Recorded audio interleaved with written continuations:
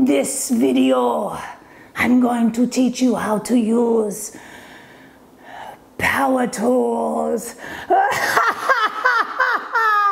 Actually, no, we're gonna learn how to make a really cool project. Let's jump into it right now.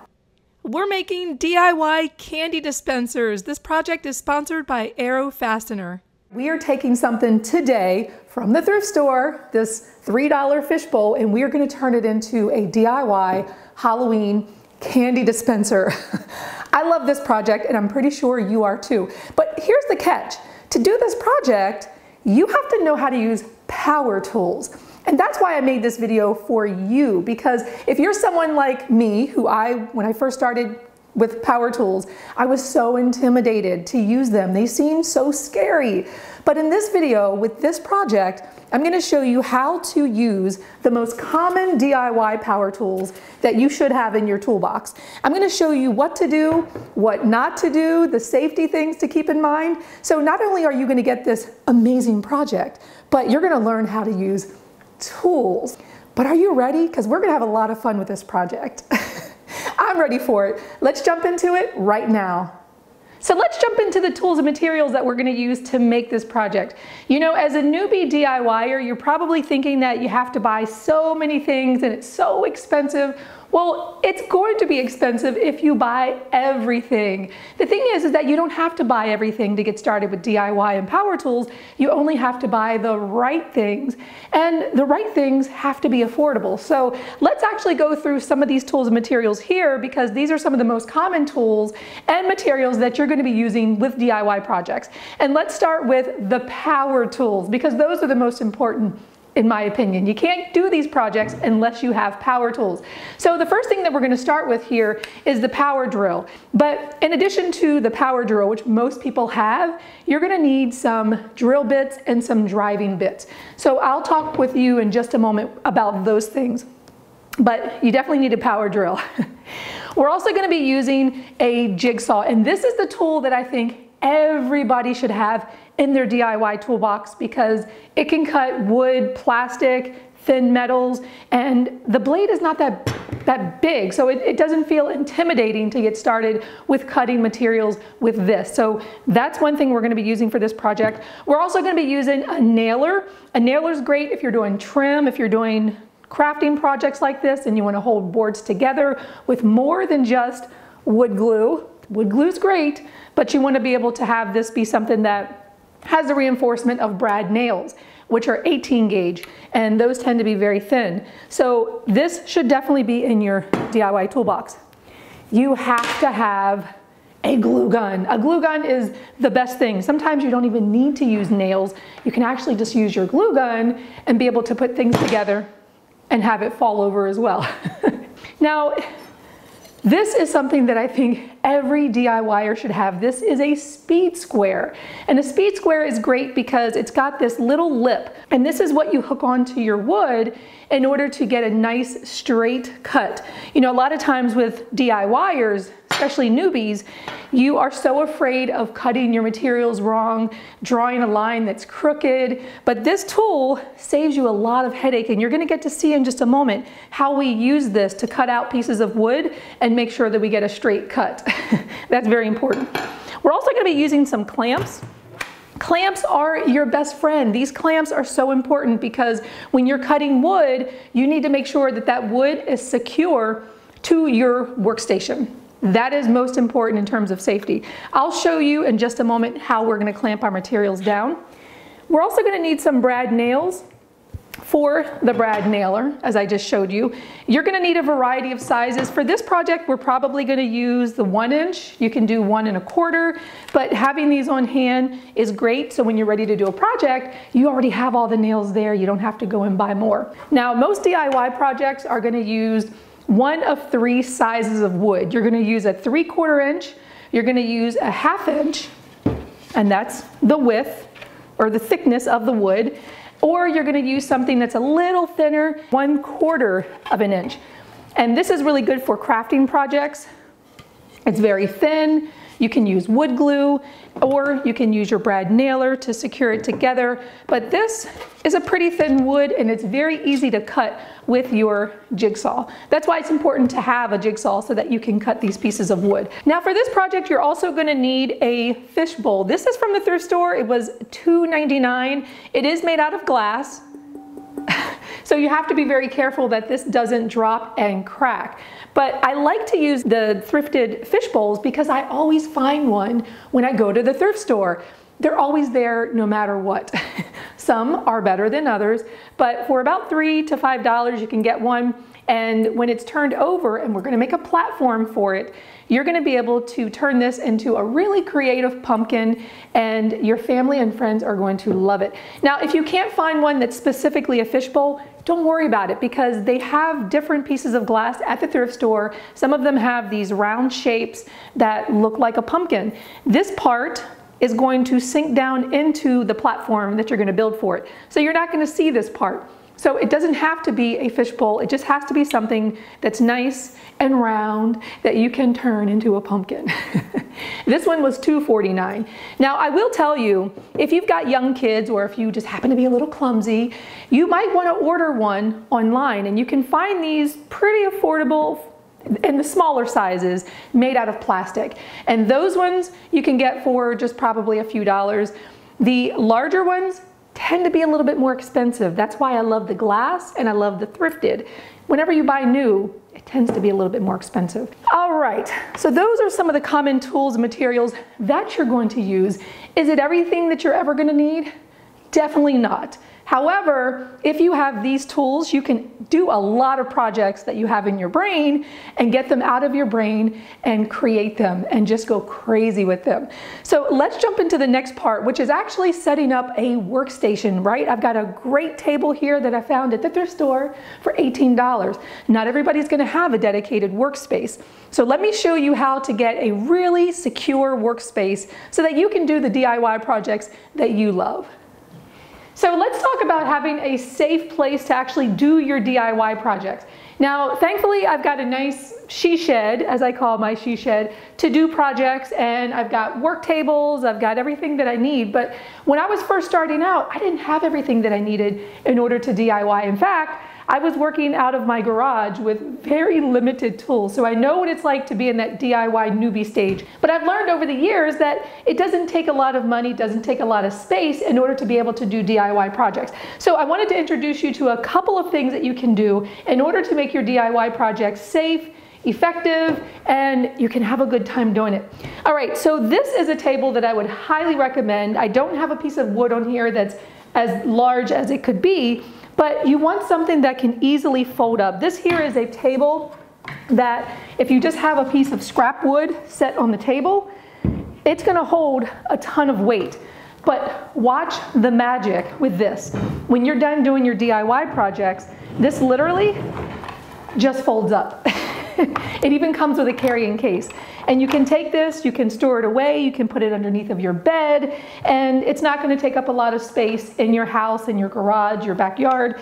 And when you're ready to use it, you literally just open it up, put your piece of wood on it that maybe you got it from under your bed or in a closet, and there you go. You've got a safe space to work, and you're going to be able to clamp things down, and this thing is not going to move. Okay, so now that we've made clear that there are some solutions in this respect, let's talk about how you could even do something even more simple. Another option for creating a workspace, if you don't have a lot of space or a lot of money, is to actually take a piece of scrap wood like this and just use 2 sawhorses. You can get them for probably about $40 for a pair, maybe $40 to $60.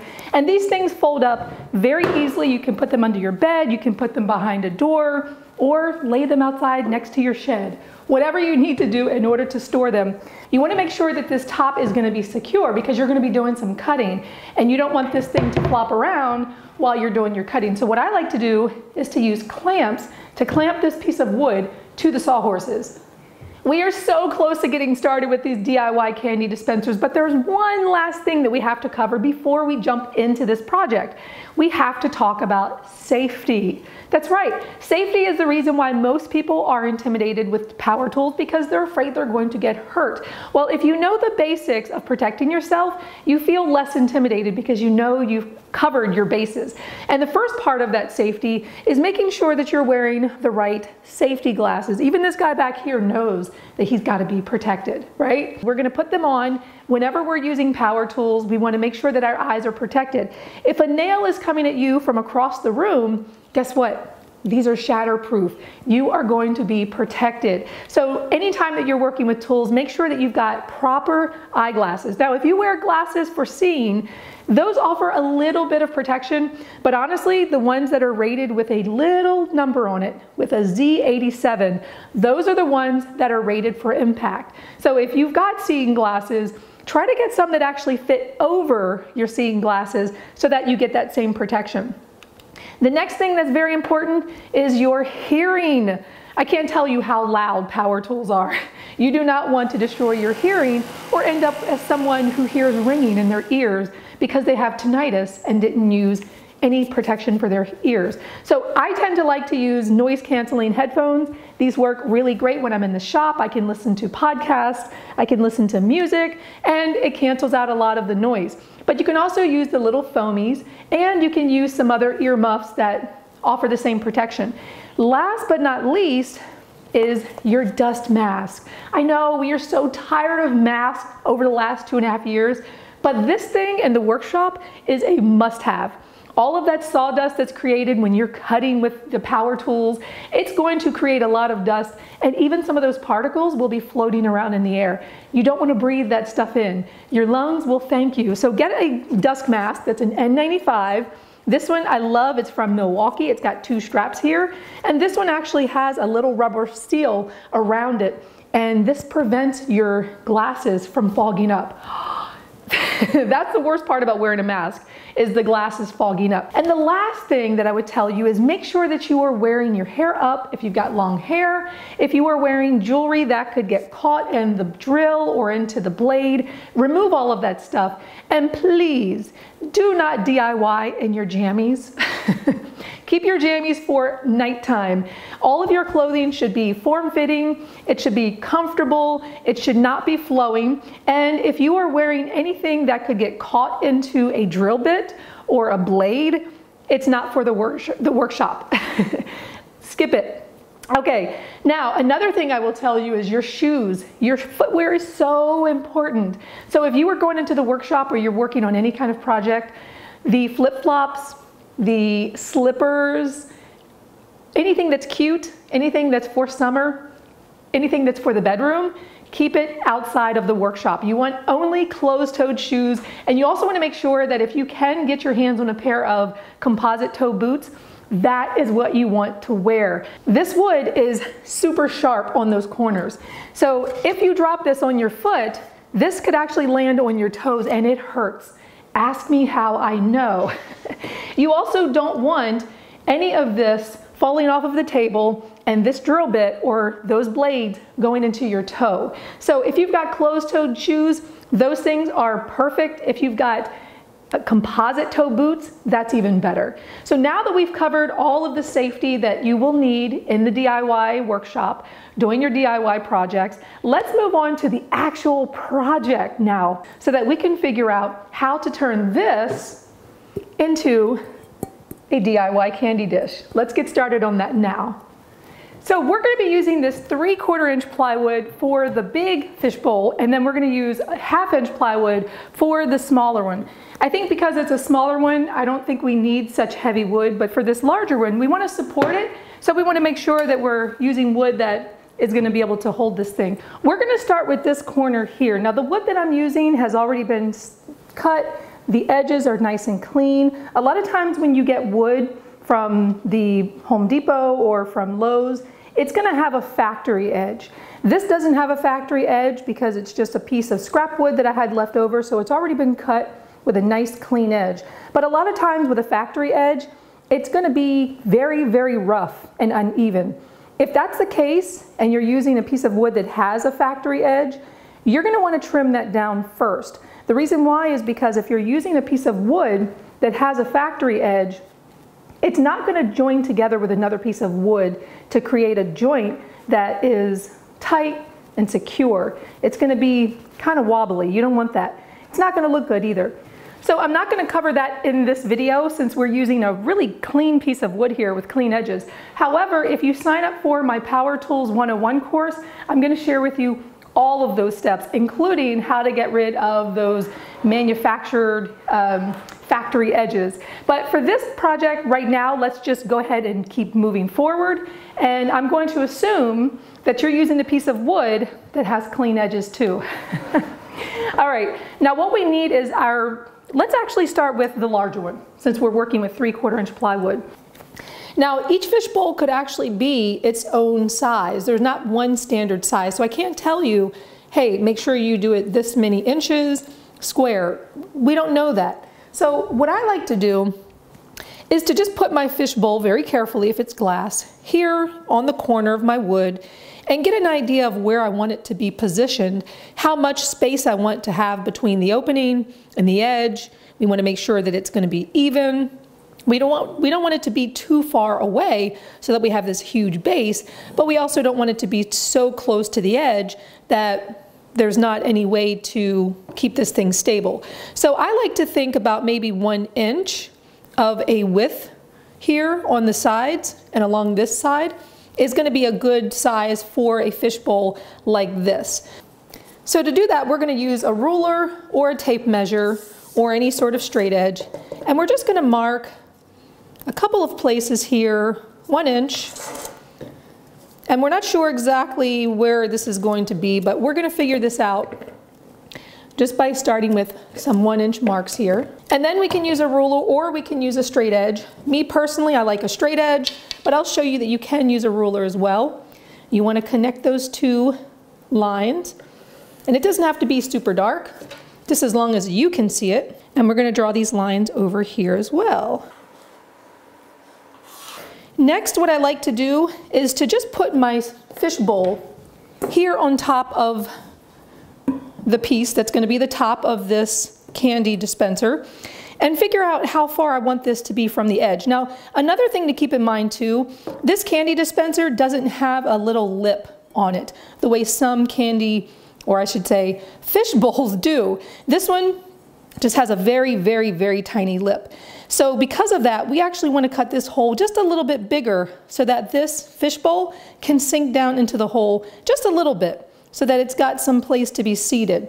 Now, in order to do that, we're going to have to figure out where it's positioned, and then we're going to have to cut a hole that's slightly bigger. And I think if we move this back just a little bit, and we can use our tape measure or we can use our ruler, either one, I'm going to add just about, oh, let's do 1/2 inch. So I'm just going to draw like another little line here. And don't worry about how big to make this just yet. We're going to complete the other side of this in a moment. So now that I've brought this in about 1/2 inch, and I'm going to write on here, we can erase this later. Actually, some of this we're going to be cutting out. We can place this right against these two lines that we drew, and we can draw the outline of this fishbowl. This is where the fishbowl is actually going to be seated on the wood. But remember, we want this to be a little bit bigger because we want this fishbowl to sit inside of the wood. So we can't cut it exactly to this size. Otherwise, the fishbowl would literally just sit on top. We want it to sit a little bit below. So in order to do that, we're actually going to have to make this a little bigger. We're going to draw a tick mark right here, 1/2 inch from that side. And we'll just do a 1/2 inch tick mark over here. So where we're actually going to be cutting after we draw this circle is we want a circle to go around this circle. And we're going to be cutting out the larger circle so that that fishbowl can sit down in that hole and not on top of the wood. All right, so now we have to figure out how to draw a circle that's a little bigger without freehanding it. If we freehand this, it seems like it could actually get pretty messy. So we can try to use this. This can be a little bit more challenging here. Let's see, we're gonna find the center. Let's see if we can find the center of this circle. So the center of our circle is approximately here. We don't have to get really fancy with the math. We can adjust this as needed, make it a little smaller, test it out. That actually looks pretty good. All right, so we've got this compass here kind of in the middle, and we can just draw a circle that's about 1/2 inch bigger than the opening. Ooh, that's a little bigger. It's not going to be totally perfect. Okay, that looks good. So even though it's not a perfect circle around here, that's okay. It's going to allow our fishbowl to sit inside of this wood so that it just doesn't fall out. We want it to be nice and secure. Okay, so now that we have this larger circle that we're going to cut out, we're just going to make this 1 inch bigger. And we can just extend this line here using our yardstick or a tape measure. And also too, don't worry about taking notes on how to do this per se. I will have the free PDF and I will have some graphics in there so that you can understand what I'm doing. I also like to use tools that will give you the opportunity to create really even lines without having to do much. So if you have an opportunity to have a T-square or something like that, definitely invest in one because it saves you from creating mistakes when you're doing your lines and your measurements.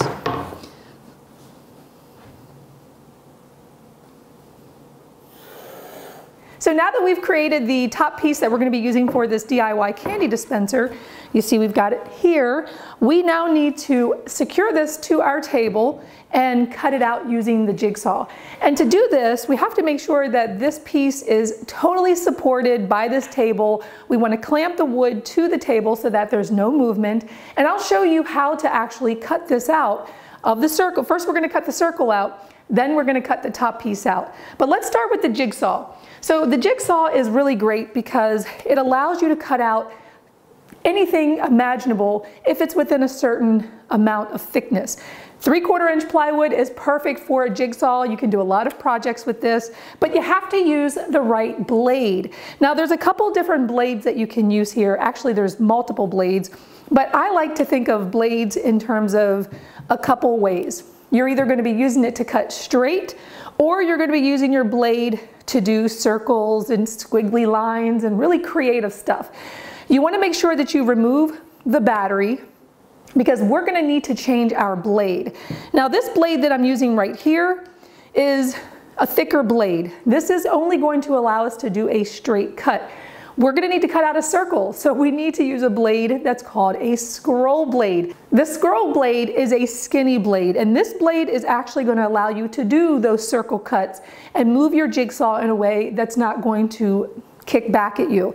So remember, whenever you're doing circles, whenever you're doing anything that's swirly or curves, you want to use the thin blade. If you're going to be doing just a straight cut, you can use the thicker blade for wood.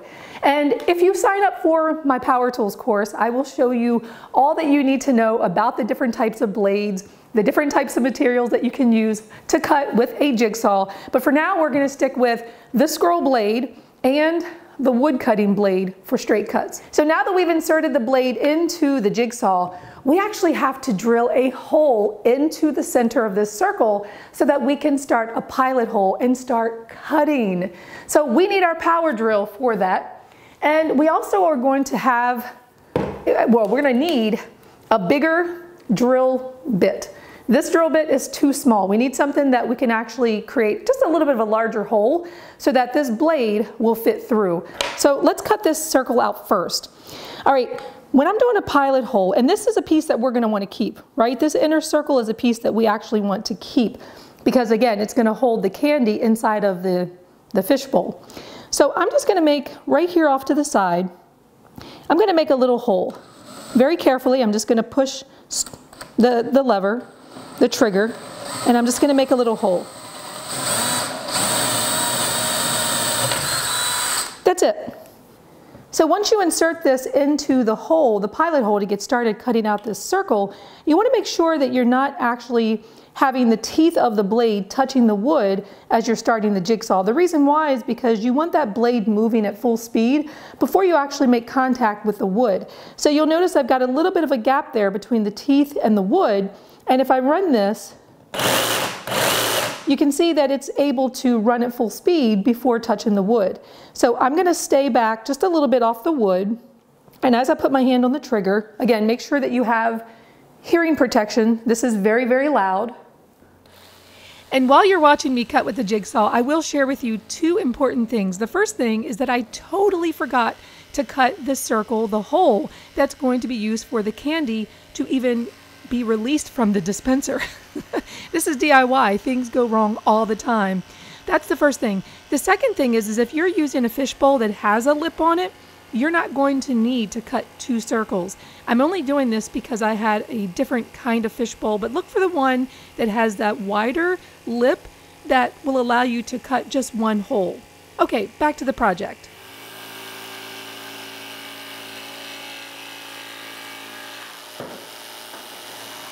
Now remember what I was saying, that we didn't want to cut this hole to be exactly the same size as the opening of the fishbowl? Let me show you why.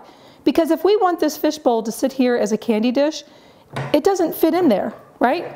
So we don't actually want it to be that size. That's why we want it to be a little bigger so it can sit in there properly. But we still needed this piece that was exactly the size of the fishbowl opening because we want that to hold the candy in. Now that we've cut that piece out and we're using it, we can go ahead and cut out this scrap wood to complete this larger circle. So let's go ahead and do that now.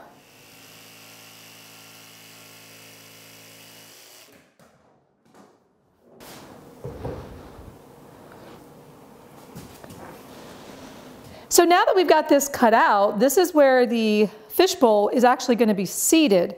And you'll see that it fits in there pretty nicely. It's got a little bit of room, and it's going to be a little bit more stable than if it was just sitting up on top of the wood. So that's why we did that. Now the hole that we had cut out, the circle that we had cut out first, we want that piece because this is going to hold the candy in.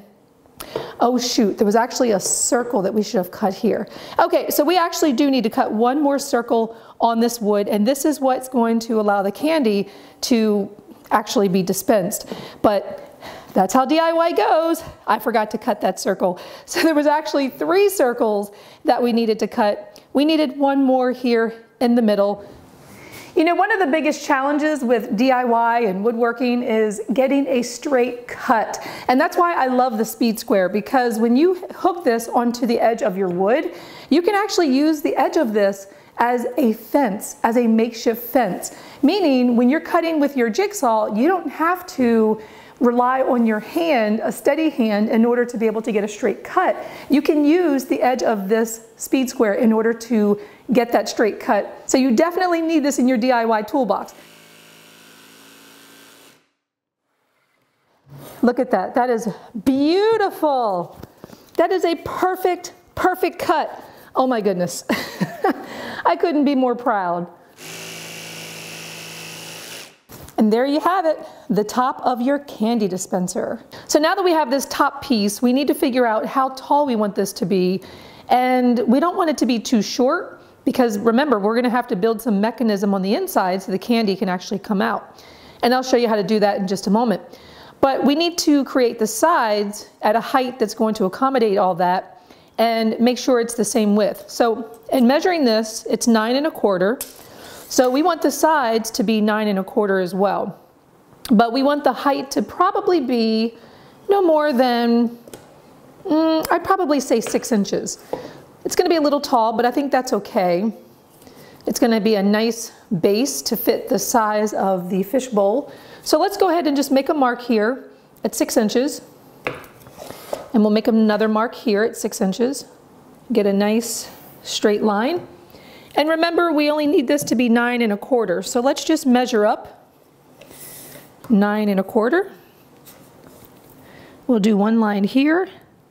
We can also use, if you remember, the speed square, which is perfect for that. So this is the piece we want, and we're going to need 2 of those.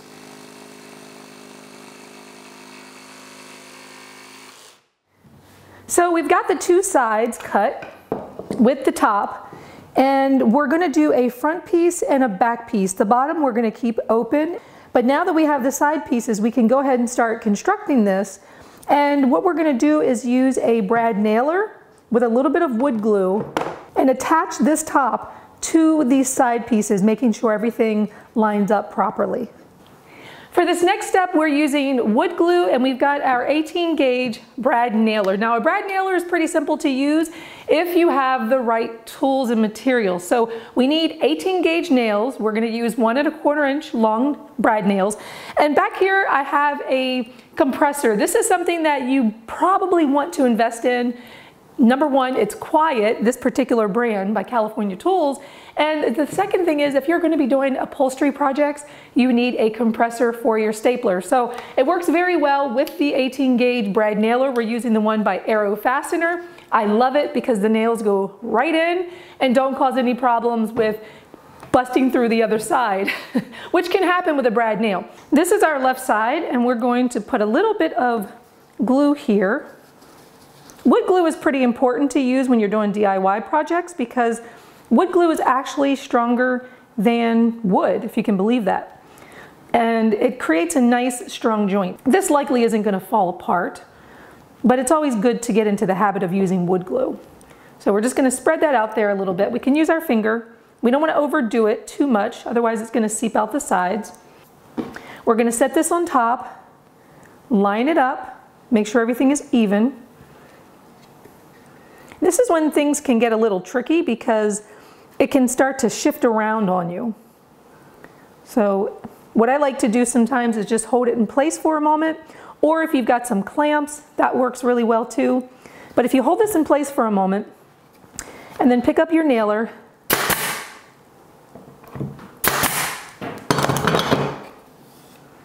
all right, so now that we've done that side, let's do a couple over here. Let's line everything up. Make sure it's even. And what you really want to look for when you're putting wood together, you want to make sure that the surfaces are flush and that the sides are flush. If they're not, you can use some sandpaper and sand that down. And what I like about the Arrow Fastener brad nailer is that what can happen with a brad nailer is when you're shooting this into the wood, sometimes those nails can curl out. And so you'll see the nail going into the top, but then you'll have really a blowout on this side, and that's not what we want. I never seem to have that problem with the Arrow Fastener. I believe this is the PT18. This thing works really well. Keep your fingers out of the way. Make sure that you're on the edge, but not too far on the edge. And we're just going to put a few nails. We can check the other side to make sure we don't have any blowouts. We don't, and that looks pretty good. Line everything up. What I like to do sometimes is to have one nail here and then go to the other side and just secure that in place at that edge. Once we know that it's good at the edges, then we can go back and add a couple more here. You hear that that compressor is kicking in. That's normal.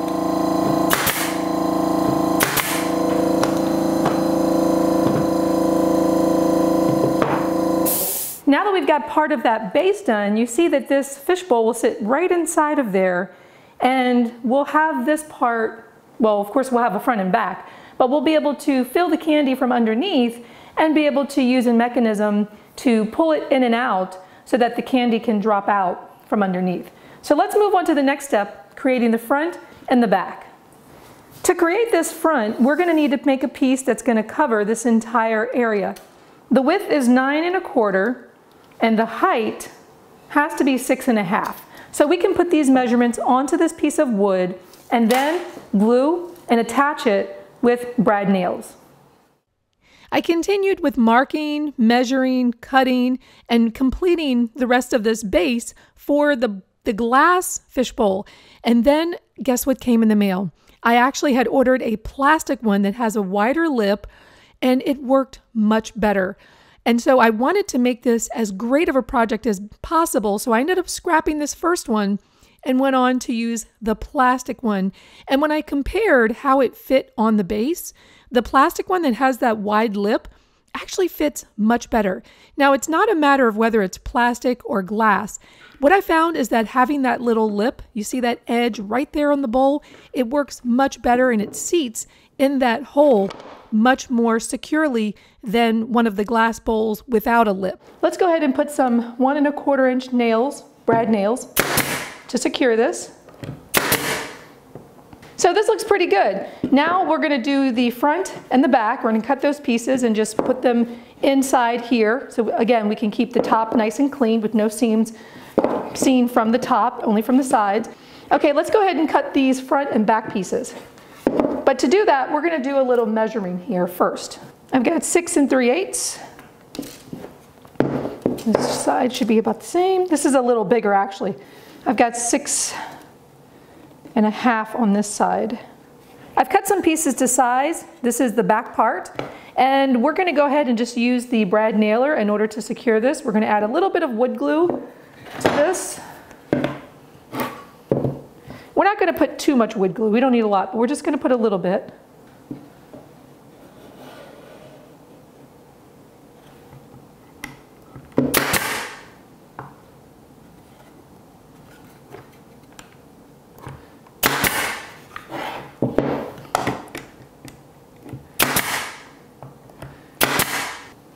So the next thing we want to do is, this is the piece that we cut out, the circle piece, and we've actually made a couple of these. This is the second one that I made, which you didn't see all the steps, but we're going to clean this up a little bit.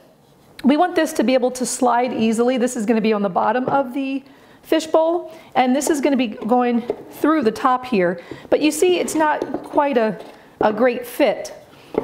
So we're going to do a little bit of sanding to make this just a little bit smaller, even out some of these uneven rough parts, and smooth this out as well with a little bit of sandpaper so that this can easily fit through, because this is going to go on the bottom of the fishbowl.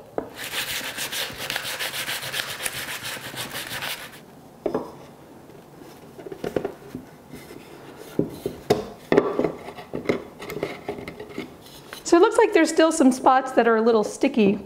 We want to make sure that this thing can go in and out easily, and depending on how we maneuver this, it goes in and out. But we can still sand this smooth a little. We can sand around here, around this opening as well.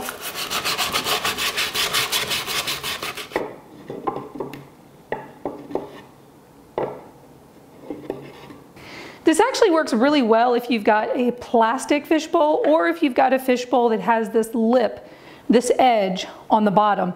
And the reason why is because it has a flat part here that makes it really easy to take this center circle that we had previously cut out and glue it to this ledge. And when it's upside down, this is where the candy is going to fall from. You'll see in a moment how we're going to do that mechanism. But the other fishbowl that I was using, it's a little bit more difficult because it doesn't have this ledge. So whenever you're looking for a fishbowl, look for one that has this ledge so that you can easily attach this.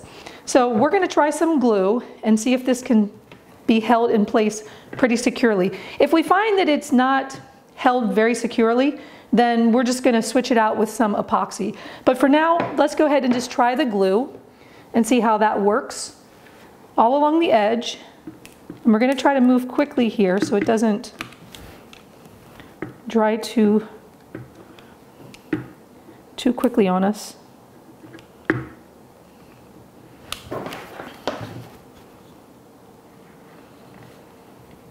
going to press that into place. Make sure we got a good seal on it.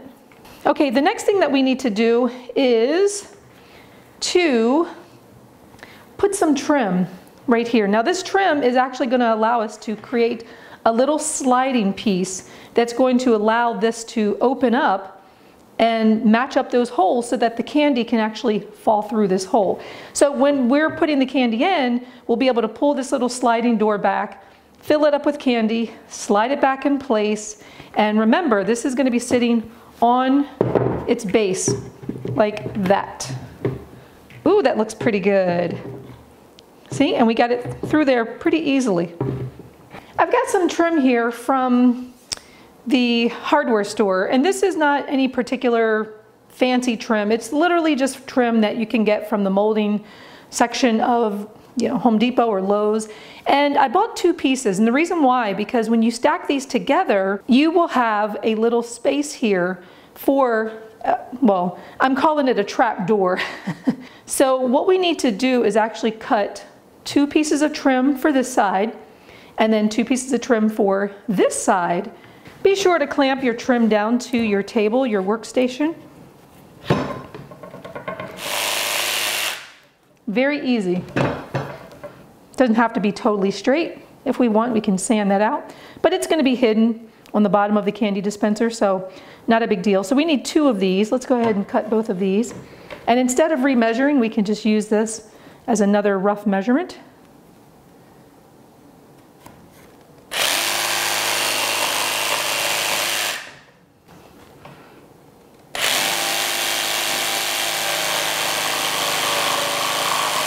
And I did a little measurement here, and I found that the distance between these was about 2 3/8.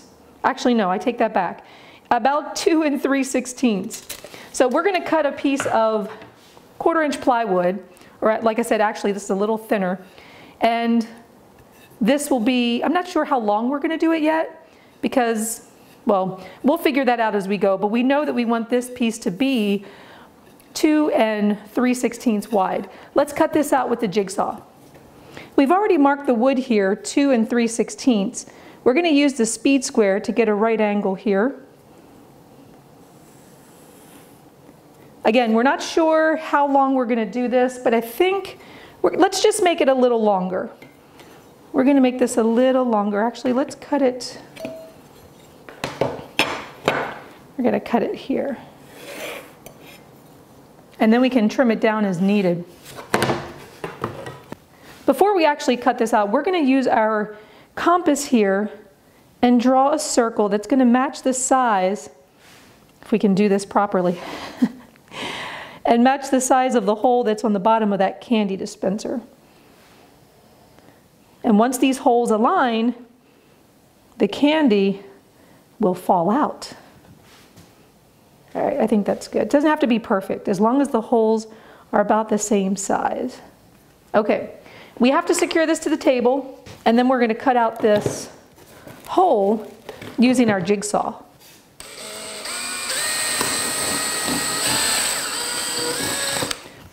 Let's see if that's going to fit in there. I think that'll be fine.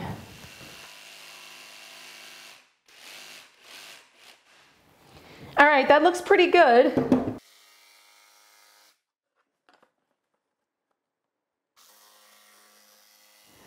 So we're going to space these out so that this part, which I think we may need to cut another piece. Sometimes, you have to play around with where this hole is going to be. But anyway, this is about the spacing that we're going to need. I just drew a line here as a reference so I know where to put them.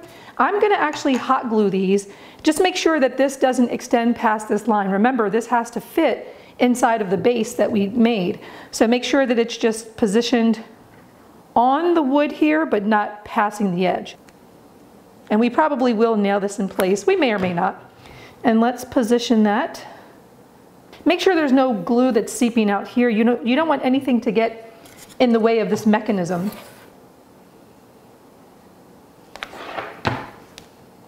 Get it on there quickly.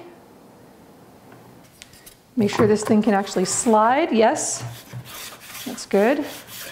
Okay, so what's going to hold this in place is these pieces of trim that go on top. And line up the edges, creating that little ledge. Probably should have put more glue.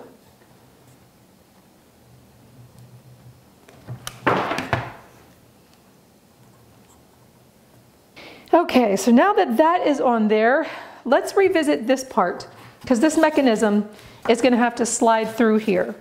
And the way that I've cut this, I don't think it's going to be enough. Basically, what we want to have happen is that when this slides, you give it a pull, that candy will fall through when those holes are aligned. The only thing is that we need to make sure that there's a stop so that whoever's pulling this thing doesn't pull it all the way out. So I think we need to recut this put a stop here, put a stop here, and be able to slide this back and forth like so. So if you take a look at these components on the inside, I've shown you the slider here. This is the piece that's going to allow the holes to match up for the candy to fall through with each pass. The only problem is that there's not enough space because this candy dispenser is a little smaller than the previous ones that I've made. This dispenser is a little smaller, and so there's not enough space for this hole to completely clear this hole, which basically means we've got a little hole that's peeked through, and we want to be able to fully close that up. See, this side, it's not a problem, but over here, it hits the back and leaves a little hole. So what I'm going to do to fix that is I'm going to actually put a little opening here in the back of this candy dispenser and then put a stop or just a little piece of a dowel. We're going to put a little piece of a dowel in the back so that this thing can go all the way through and then it can slide, revealing this hole for the candy to come through. Okay, so this is looking pretty good. We're getting closer, slowly but surely. The next thing we have to do is to put a little dowel here. We're going to drill a hole here in this part that's going to go back and forth. And this is a little longer. We need to trim this, but first we have to figure out where everything has to go. One of these little dowels will be inserted here, and that'll be a stopper so that this cannot be pulled out all the way.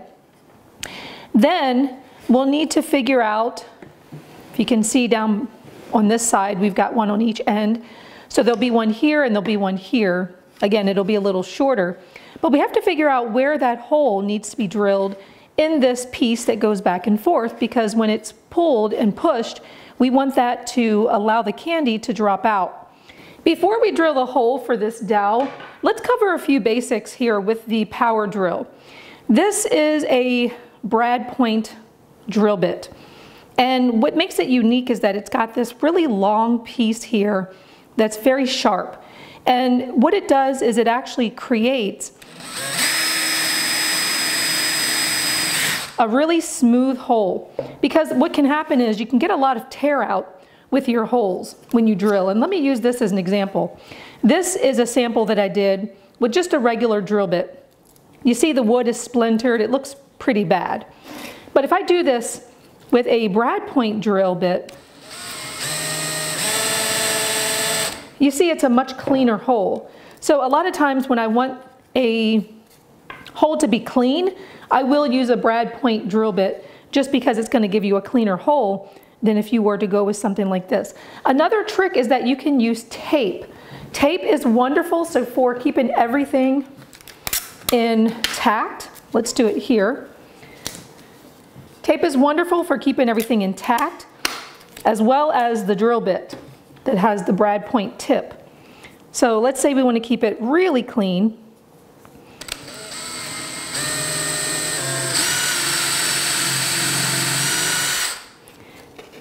Let's go all the way through.